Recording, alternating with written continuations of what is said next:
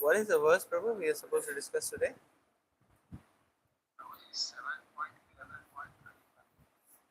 7:35. 7:11:35. Okay, sure. Let us start.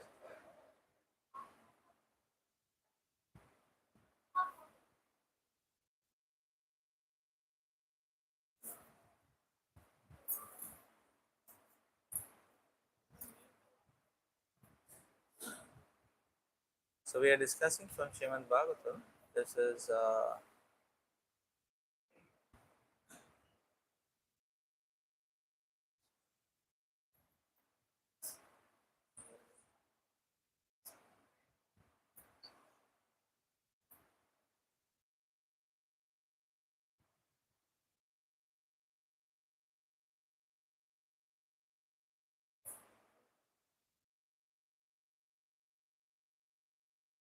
Canto 7, Chapter 11, The Perfect Society, 4 Social Classes.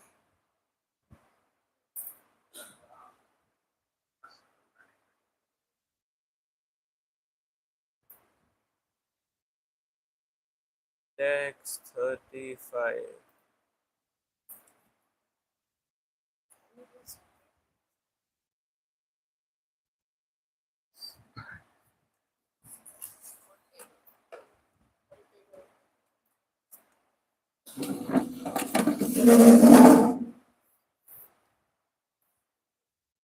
यस्या यल लक्षणां प्रोक्तं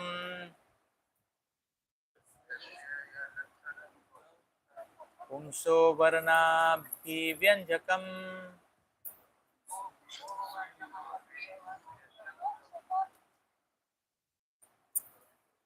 यत् अन्यत्रापि दृश्येत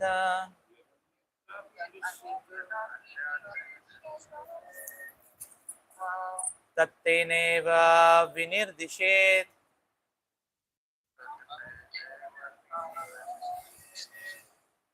यस्या यल्लक्षणं प्रोक्तं पुंसो वर्णाभिव्यञ्जकम्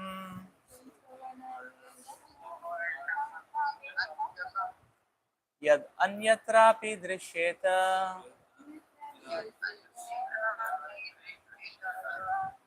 तत्तेनैव विनिर्दिशेत्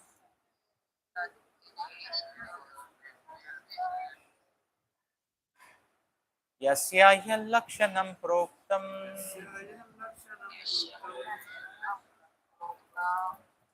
पुंसो वर्णाभिव्यञ्जकम्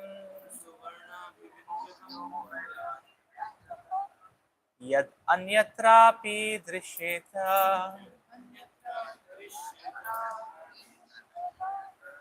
तत्तेनैव विनिर्दिशेत्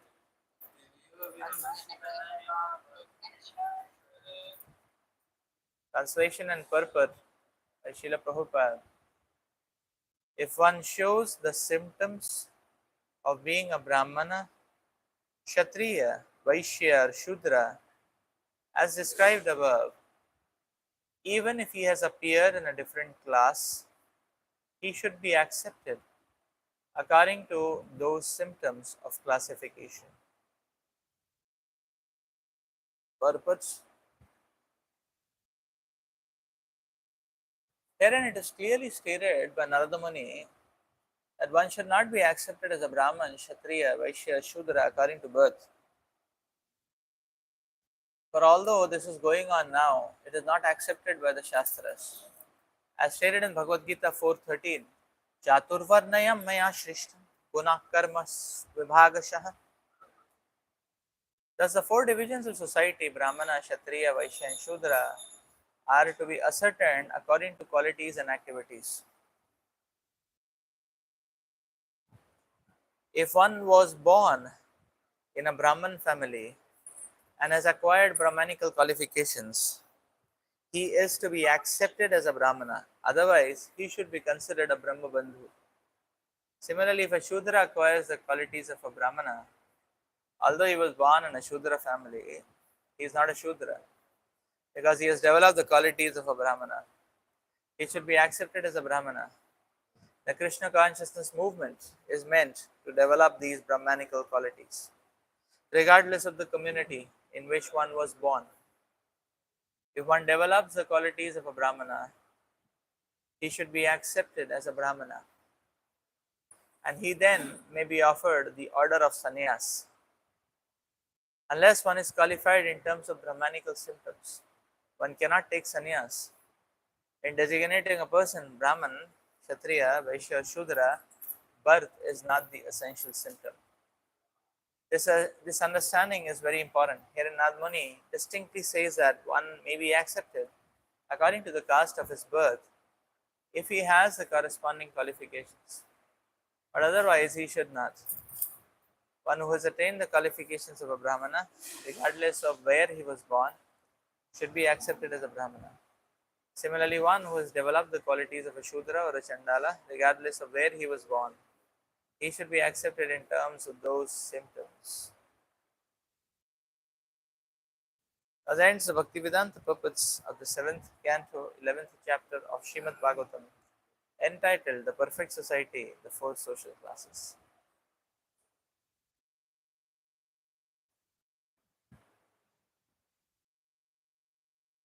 If one shows the symptoms of being a Brahman, Kshatriya, Vaishya, or Shudra as described above, even if he has appeared in a different class, he should be accepted according to those symptoms of classification.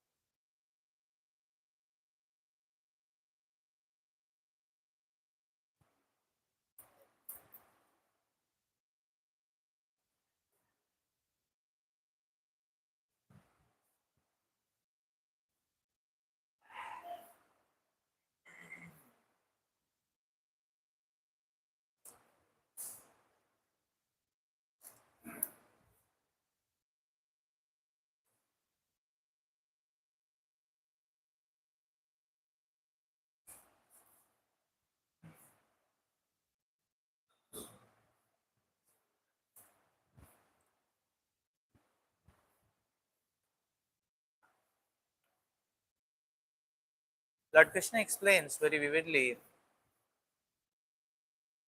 in Bhagavad Gita, Chaturvarnyam maya shishtam gune karma vibhagasha, that these four divisions of society are not at all based on birth. That these four divisions of society are based on qualities and activities. Activities reinforce qualities, or rather, so to say, that the manifestation of qualities is the integral of the activities which one chooses to perform or which one chooses to commit to.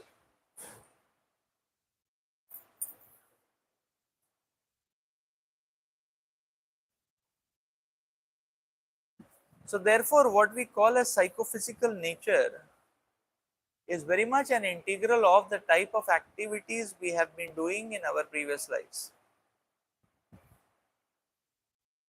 or including the portion of life which is over for us, means which we have already passed.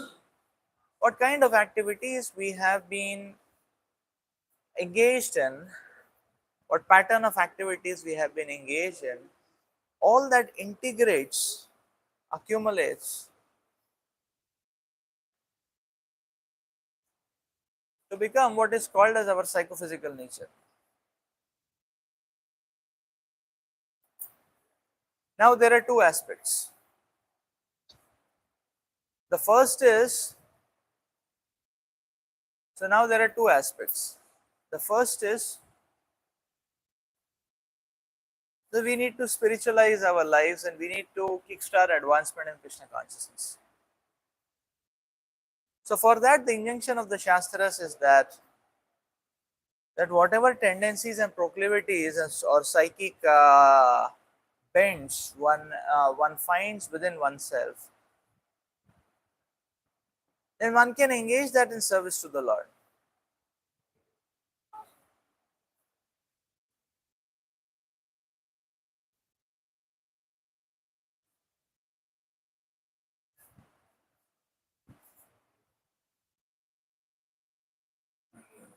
One can engage that in service for the Lord. So when it comes to spiritual life, everyone is on an equal plane. But what to do of these psychophysical tendencies?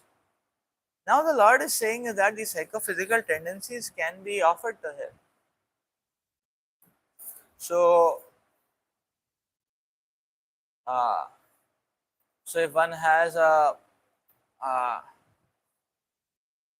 Brahmanical bent of mind, uh, one can uh, one can understand, assimilate shastras, and uh, one can analyze shastric instructions from different angles, and probably one can write books, which many preachers can use. Many preachers can, like specialized books.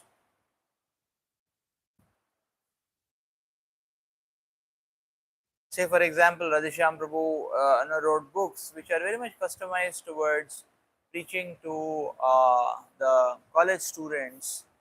Uh, so, many preachers can use those. So, that is a Brahmana's job.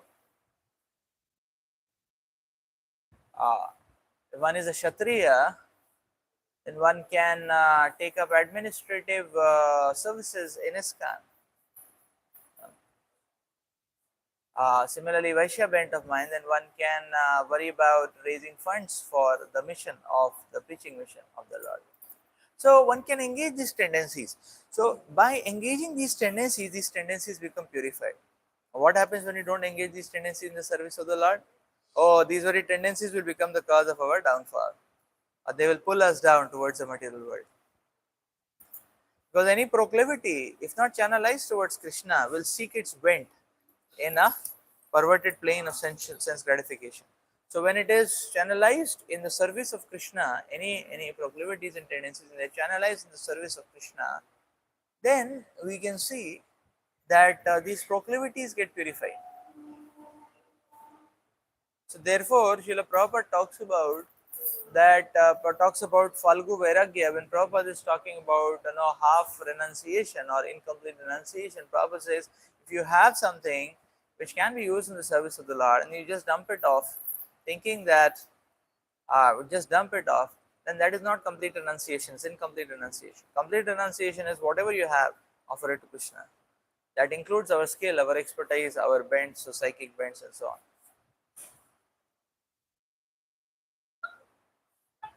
So, this is uh,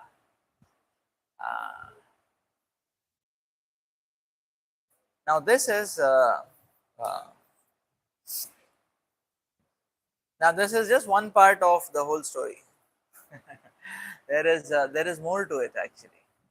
So, why? Because now in Krishna consciousness, we see that there are activities which are very fundamental to our spiritual life. We may call it as our constitutional duties or eternal duties, but they are very fundamental to our spiritual practices. Like, uh, like morning program. So morning program is very fundamental for everyone because direct spiritual engagement, whether one is Brahman, Kshatriya, Vaishya, Shudra, doesn't matter. Everyone should attend the morning program. Similarly, there are other services which are fundamental and universal to everyone, irrespective of their varna proclivities. Like deity worship. Deity worship should not be seen as a routine service meant for Shudras. No. Everyone is supposed to do deity worship because it purifies. A Brahmana cannot remain a Brahmana if he doesn't worship the deities. A Brahmana will not remain a Brahmana if he doesn't do deity worship. So he may progress towards being a Brahma Rakshas. he may not remain a Brahmana. So similarly, preaching and sharing Krishna consciousness. It is not that preaching and sharing Krishna consciousness is a Brahmanical job. No, it is a Brahmana's job. Only Brahmanas in the society should preach. No, Prabhupada didn't make it like that. Preaching is, or sharing Krishna consciousness is a fundamental limb of devotional service meant to be practiced by every sadhaka, irrespective of their varna. What we should preach? Whatever we hear and we apply in our life, and we can share.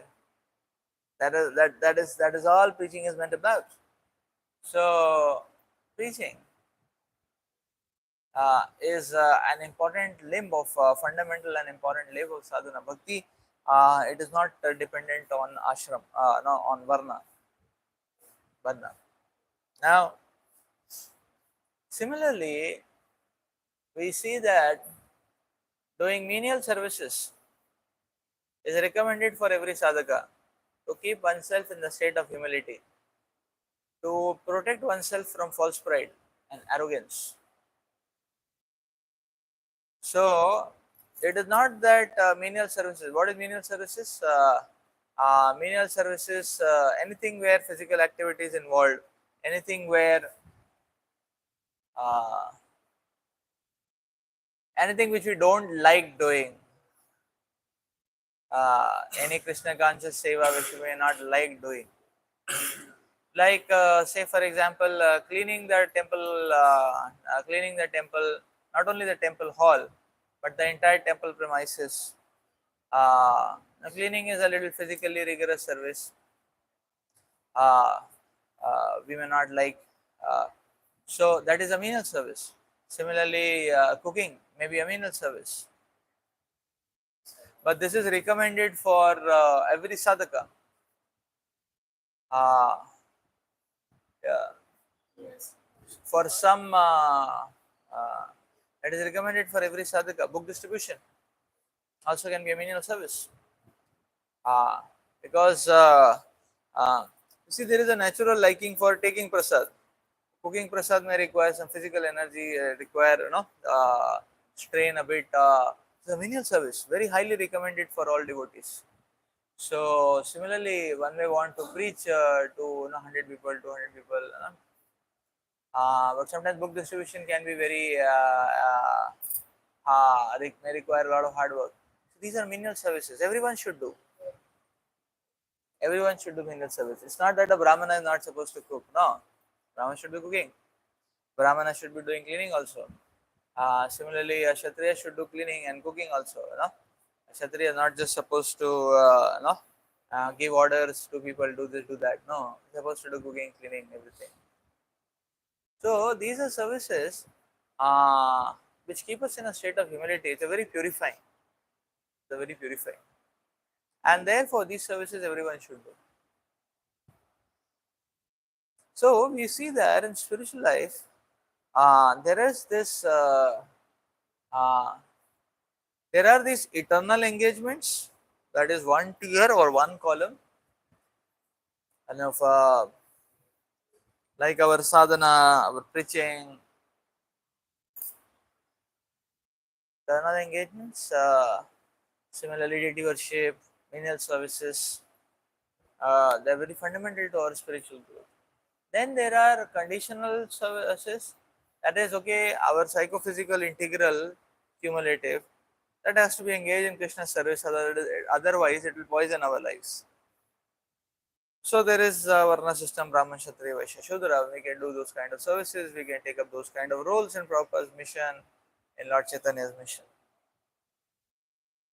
There is another consideration, which is an important consideration, highlighted in Prabhupada's Narad Muni's speech and the purport, Prabhupada's purport here.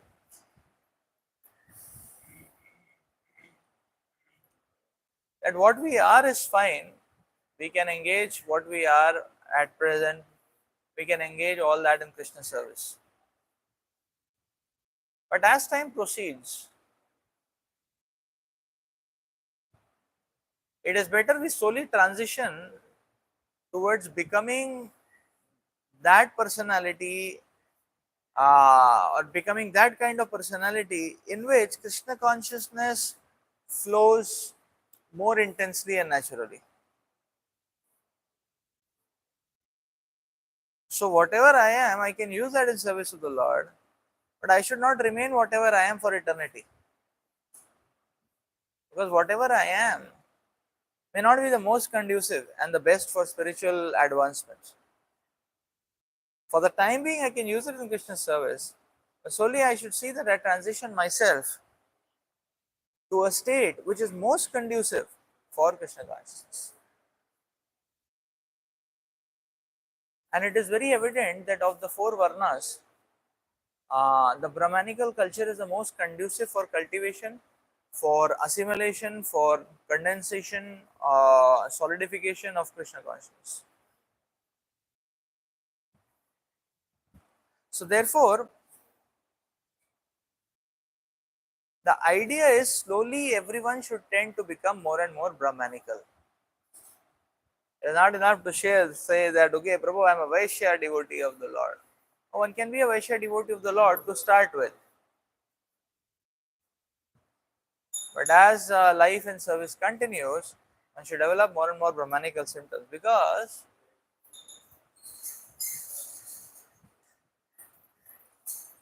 Shri Jagannath Baldev Subhadra Maharani Sudarshan Maharaj Srila Prabhupada ki jai. Because these Brahmanical symptoms are very conducive for spiritual upkeep and spiritual fervor. And therefore, and that is why you see Prabhupada is telling the Krishna consciousness movement is meant to produce Brahmanas. Actually, this goes to show that by sufficient training, one can actually change one's psyche because psyche is nothing but the integral, the accumulative of the past. So now, if you feed intense dose of something positive or something better, now it goes on adding. In due course of time, the integral, the accumulative will change. And therefore, a person who may be having or who may be demonstrating Vaishya Shudra proclivities now, in due course of time, if one is so focused and and gets the right kind of training, then one can start exhibiting Brahmanical symptoms. So it's all a matter of what we feed, and that is why Prabhupada is making the point that the Krishna consciousness movement is meant to produce Brahmanas, because that is what is being fed. It's meant to produce the Brahmanas. So this way we can say that we can change our varna. There is no point to be unnecessarily too much attached and obsessed about the varna. I am a Vaishya, I have to deal with business and money. No, not required. We are eternally the servant of Krishna. That is the point. So I may be having today, today in the present moment, I may be having a lot of element of Shudra tendency or Kshatriya tendency or Vaishya tendency. Okay, because the tendency is there, I can take up some service accordingly, which utilizes that tendency and offer it to Krishna to purify that tendency. But slowly, I also have the option to upgrade myself to a Brahmanical culture by the training which is provided in Krishna consciousness. And that's why Prabhupada is saying that the Krishna consciousness movement is meant to train Brahmanas or produce Brahmanas. So this has happened in the history also uh, because it is said that uh,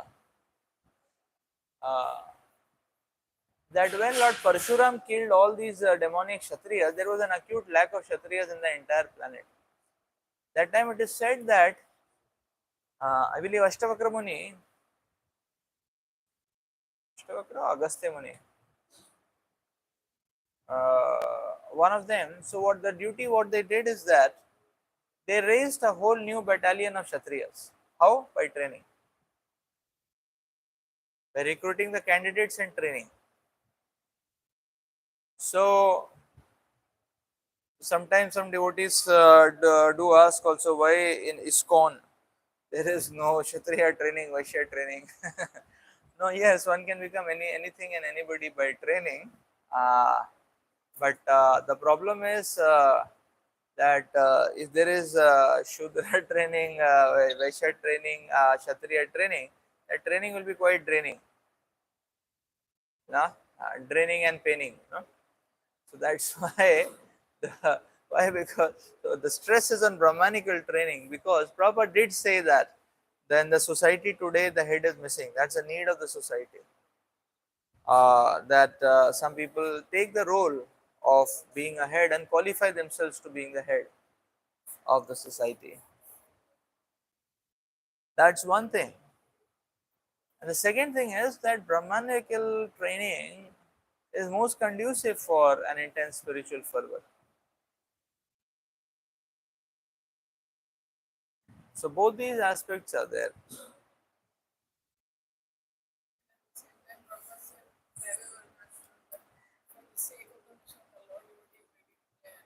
So in fact we can see, yes, that according to the need of the hour, the devotees undertake different rules.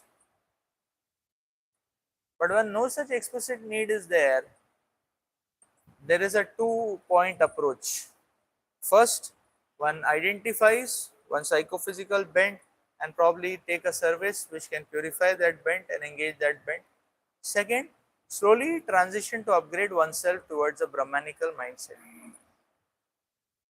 because it is very conducive for Krishna consciousness. So this is what Srila Prabhupada explained, and Srila Prabhupada is talking about Daivi Varnashrama, and in Daivi Varnashrama,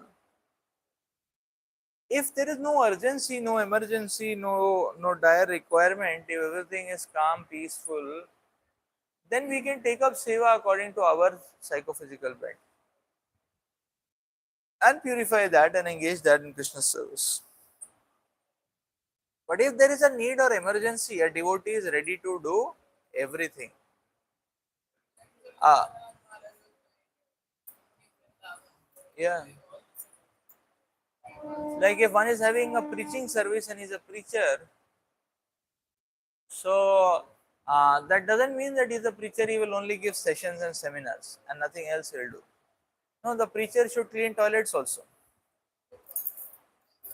The preacher should clean public toilets in the temple public toilets. The preacher should do vessel washing, cooking, deity service, everything.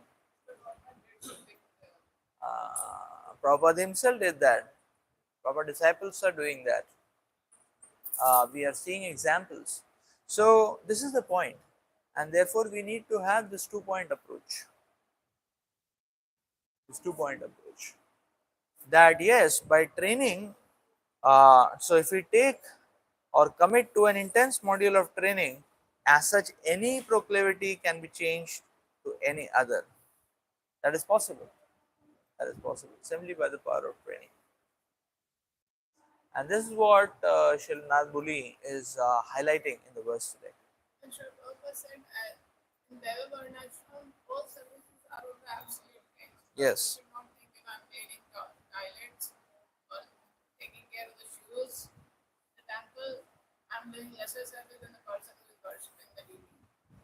Yes, that point is true. So in spiritual life, all services are absolute. So everything has the same result. No. So whether one is giving diksha to 1000 people or whether one is cleaning public toilets of the temple, the service is the same. The purification is the same. And therefore, we should not allow any kind of prejudices about services, that okay, this is good seva, this is bad seva, this is high seva, this is low seva, this is exalted service, this is lowly service. There is no lowly in Krishna consciousness. Everything is absolute, and therefore we need a proper understanding of Varnashrama, which Srila Narada Muni is explaining very beautifully in this verse. So let's stop here for today. Do we have any questions?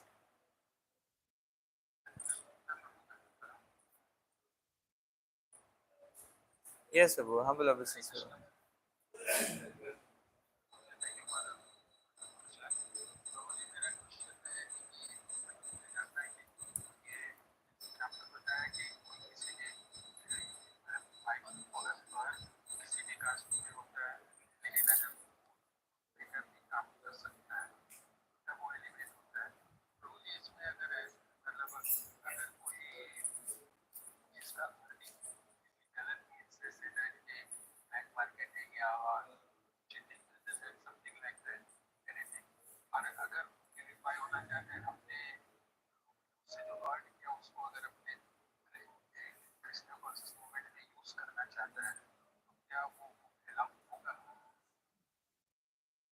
Okay, if somebody is earning by wrong means, so black marketing and all that, and can he use that earning in the service of the Lord?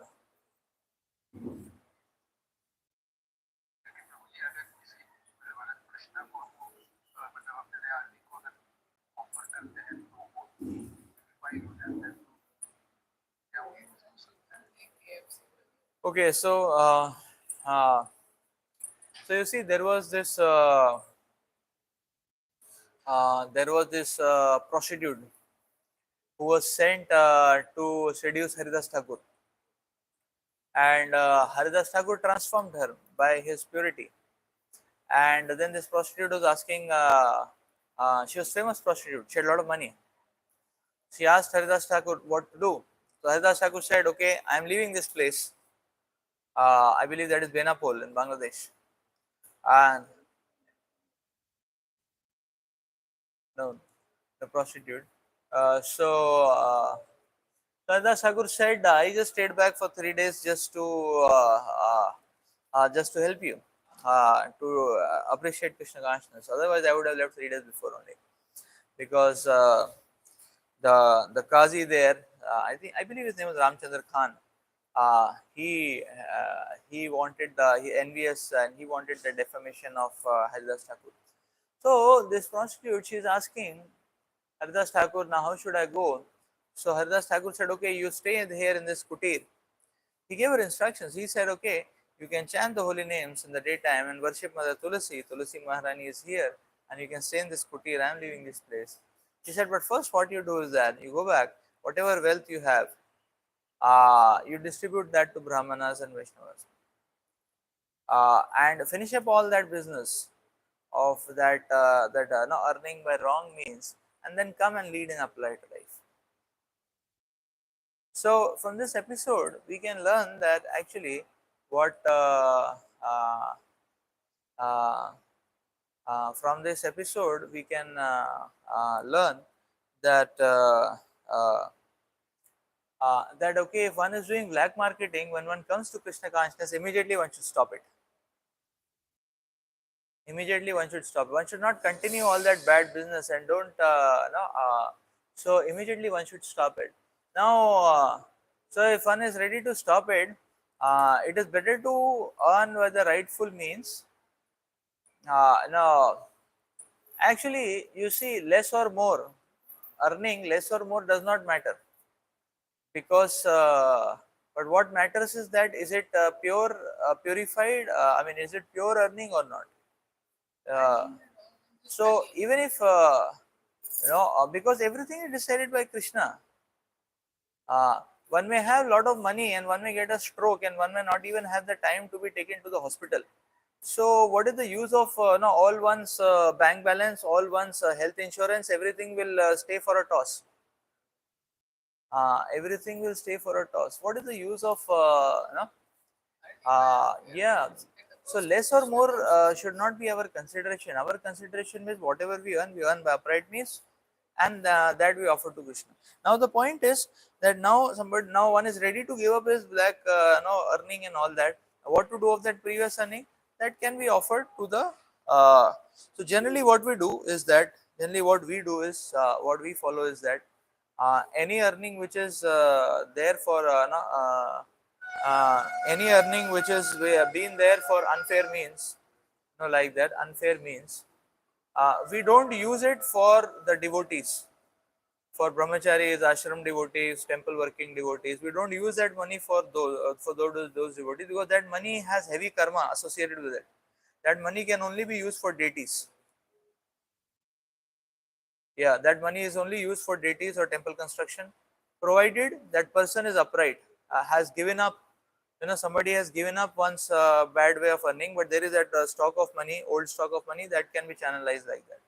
Now, in case there are people who are continuing their black marketing and wrong ways of earning, like having a meat industry, having a tea industry, coffee industry, and all that.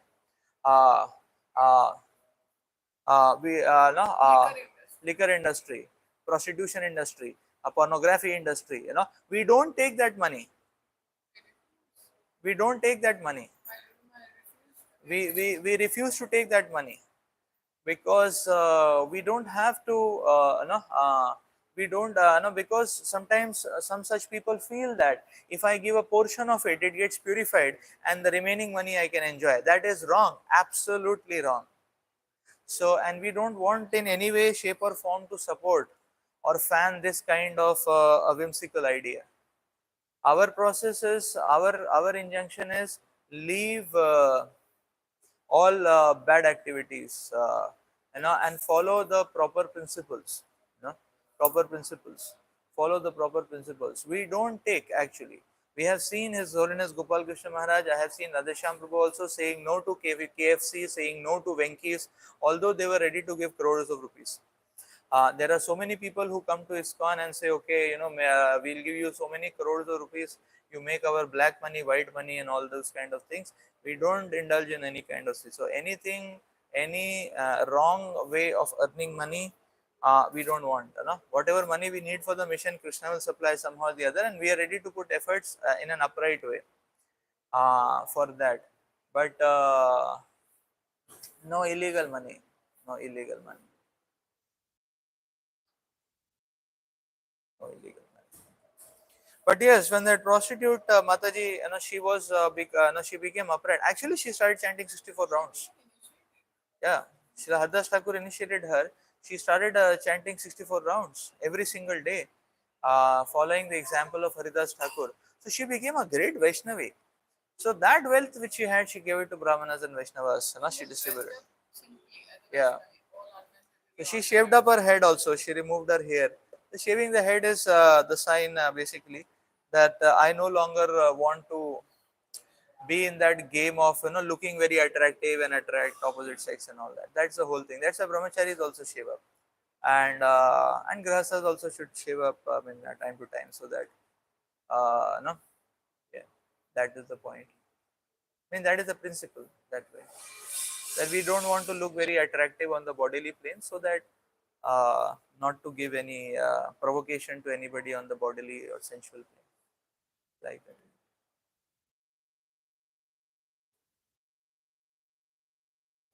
Sure, Prabhu. Okay, Hare Krishna. So let's stop here for today. Granth Raj Srimad Bhagavatam ki jai. Srila Prabhupada ki jai.